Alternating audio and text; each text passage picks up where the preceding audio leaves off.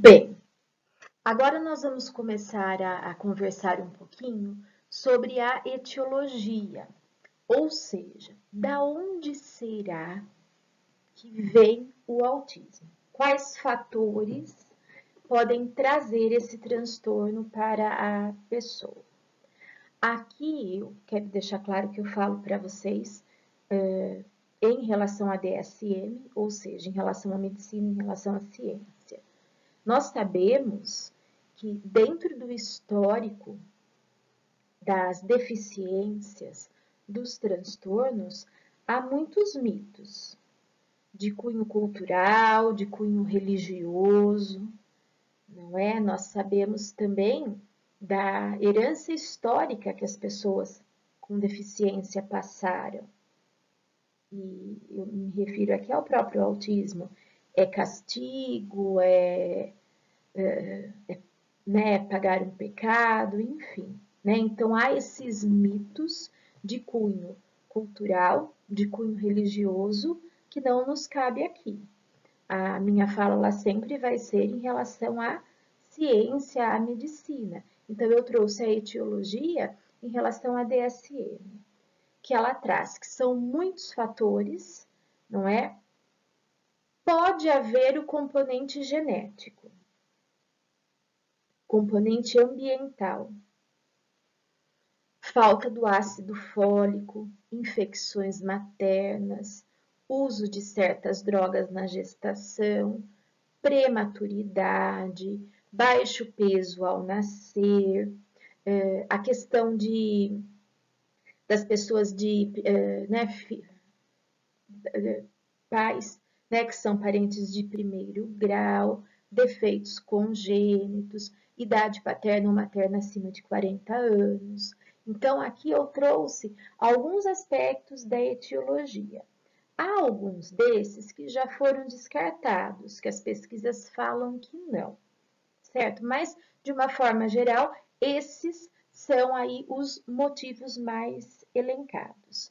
Eu quero trazer aqui para vocês também que a questão do autismo ela já foi vista como síndrome sempre genética, foi visto como doença, como mal, né? Então, as mudanças em relação à etiologia e à classificação do autismo, elas são muito grandes. Quando se considera que é uma síndrome, essa síndrome ela sempre vai ter a questão genética. Então, aqui nessa etiologia a gente percebe que não há o afirmado, não é? Mas as pesquisas elas continuam muito para saber qual é essa etiologia, certo? Mas aqui eu trouxe alguns exemplos do que são colocados. Do ponto de vista genético, o que é falado? Isso é muito variável, porque existem casos associados a síndromes e outros que essa associação não existe. Então, há pessoas dentro do espectro que vão ter sim questões genéticas e há outras que não. Então, por isso que não há afirmação única, uma conclusão única de ser uma síndrome. E esse final, não há etiologia única definida, mas sabe-se que existe uma herança genética, bem como fatores ambientais que propiciam o aparecimento do quadro. E agora eu vou mostrar para vocês como se eu me referia aqui a essa herança genética, não é? Algumas conclusões que foram tiradas pela área da saúde que pode, né, ter ligação com a questão da herança genética. A incidência. Em 2004, as pesquisas americanas indicam que 1 em cada 166 pessoas tinha o transtorno do espectro do autismo. Agora, né, mais próximo de nós, em 2018, estima-se que em 1 em 59. Então, essa incidência, ela vem aumentando cada vez mais. E também, em relação à questão da etiologia, é colocado, e eu acho que é muito fácil da gente observar isso, pelo menos da minha parte eu concordo, que a incidência é muito maior em pessoas do sexo masculino, não é? Então, isso tem ligação com a questão da genética. Agora, o diagnóstico clínico. Então, quando há suspeita, nós vamos ver que os primeiros sinais podem ser aos 6 meses da criança. Quem vai diagnosticar o autismo é um profissional da área da saúde. Por mais especializado que o profissional da área da educação, do atendimento educacional especializado, da clínica for, ele não lauda. É a área da saúde, é um diagnóstico clínico. Nós da área da educação, nós podemos fazer o quê? Mostrar todos os sinais, corroborar nos relatórios conclusivos, mas o diagnóstico, ele é da área da saúde. Aqui eu coloquei, né, alguns exemplos de como vai ser feito. A relação com os pais, a anamnese com os pais, a observação dessa criança, a observação dos relatórios de todos os profissionais que atendem. Bem, e de onde surgiram as pesquisas em relação ao autismo? Que nós vimos que está aumentando cada vez mais. A última pesquisa que o Canadá fez já era 1 em 14. Né? Então, o número está aí, né, ampliando cada vez mais. E vejam que interessante, não sei se é do conhecimento de vocês. Em 2 áreas, em 2 continentes, e em épocas bem parecidas, 2 pessoas começaram a perceber comportamento, né, um comportamento diferente nas crianças. Em 1946 foi Kanner nos Estados Unidos. Aqui ele fala de crianças internadas porque ele observou as crianças de hospitais, que elas ficavam distantes uma das outras, não tinham relação funcional com os objetos. Então, a primeira observação nos Estados Unidos de um comportamento que hoje pode ser considerado um comportamento autista foi em 43 por Kanner nos Estados Unidos. Mas, ao mesmo tempo, Asperger na Europa, em 44. Ele também observou. Eram pessoas, Asperger e Kanner, pessoas que não tinham nenhum tipo de contato. Não é? Eles eram médicos que pesquisaram isso nos atendimentos deles. Então, o que Asperger na Europa ele observou? Que eram crianças que ficavam distantes uma das outras, também não mantinham relação funcional com os objetos, e habilidades linguísticas e intelectuais sem atrasos. Né? Por isso que na antiga DSM, uma das classificações de autista era o Asperger, o autista considerado Asperger, que ele tinha a questão comportamental e a questão da interação semelhante aos demais autistas, só que a questão da linguagem dele era muito desenvolvida. Né? Hoje, a gente já sabe que não é mais visto assim. A criança pode ou não ter, não é, os 2 domínios que a nova DSM traz. Mas foi mais ou menos na mesma época que pessoas em lugares distantes perceberam esse comportamento diferenciado entre algumas crianças. Bem, os sinais e os sintomas. Quais são as características centrais? Então, sempre, não é a tríade que foi transformada em domínio.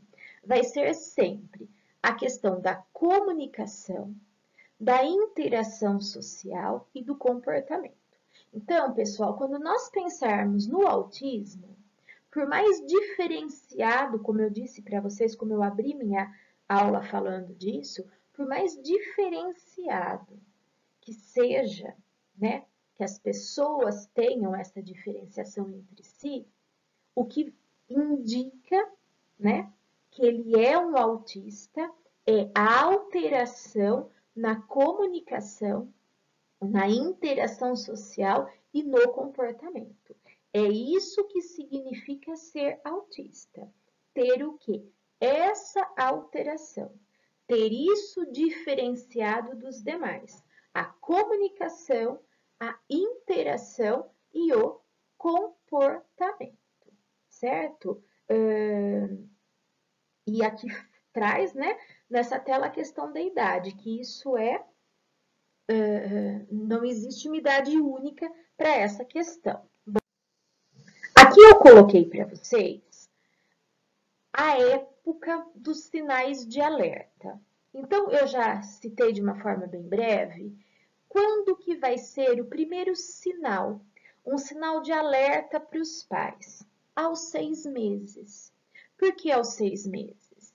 Porque uma criança que não é autista, ou que ela tem um desenvolvimento normal pelo desenvolvimento biológico humano, com 6 meses, ela sorri muito ao brincar com pessoas. Ela localiza sons, ela acompanha objetos com o olhar. E a criança, o bebê que está em sinal de alerta, ele não tem sorrisos e expressões alegres.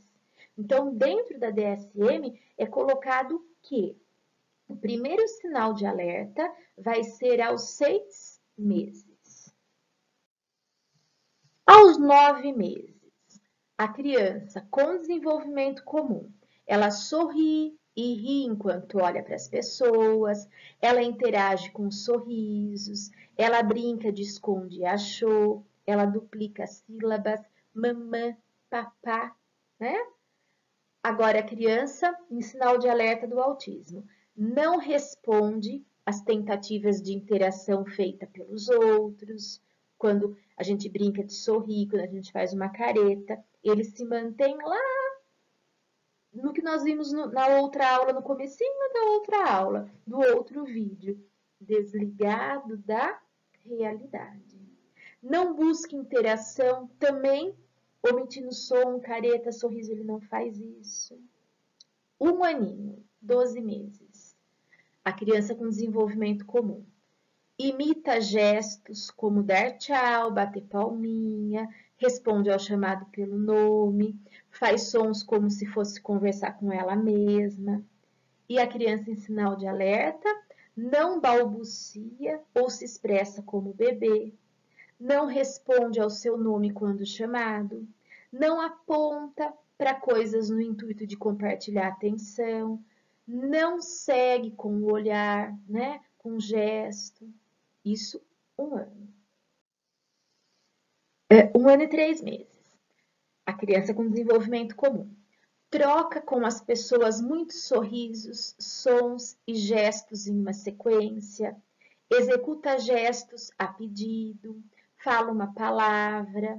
A criança em sinal de alerta. Não fala palavras que não seja mamã, papá, nome de membros da família. Fala a criança com desenvolvimento comum com 1 ano e meio. Fala no mínimo 3 palavras. Reconhece claramente as pessoas e partes do corpo quando nomeados. Faz brincadeira simples de faz de conta.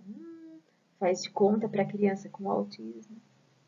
Agora, a pessoa com sinal de alerta não fala palavras que não seja ecolalia, não expressa o que quer, utiliza-se da mão do outro para apontar o que quer.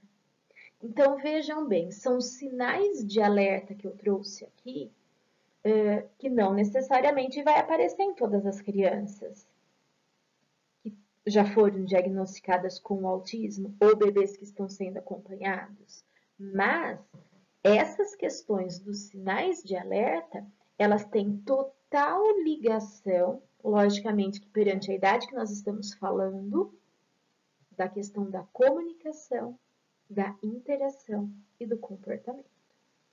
Esse dos 18 meses, que eu já presenciei situações assim, que a criança quer alguma coisa, ela pega a mão do outro para apontar.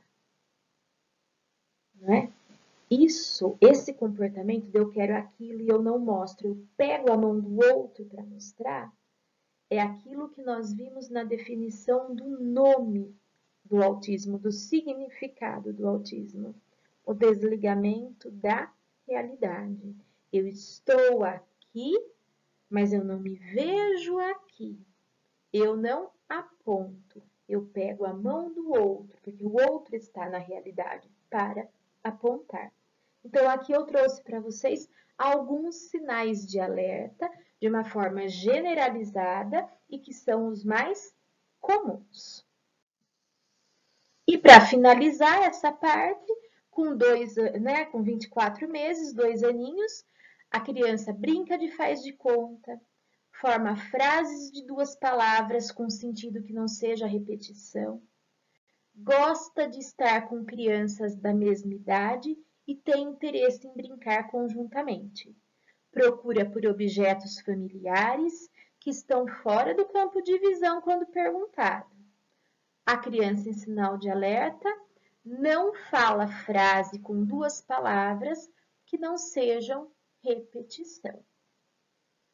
Como eu disse para vocês, dentro da diferença também há as diferenças. Então, o autista, que ele já que ele já é uma pessoa com uma colocação neurobiológica diferente dos demais, dentro dessa diferenciação biológica também há as diferenças. Então, aqui são exemplos. Não necessariamente todas as crianças com 24 meses, com 2 aninhos, que apresentam sinais de alerta, vão ter esse mesmo comportamento. Bem, nós continuamos no próximo vídeo, então.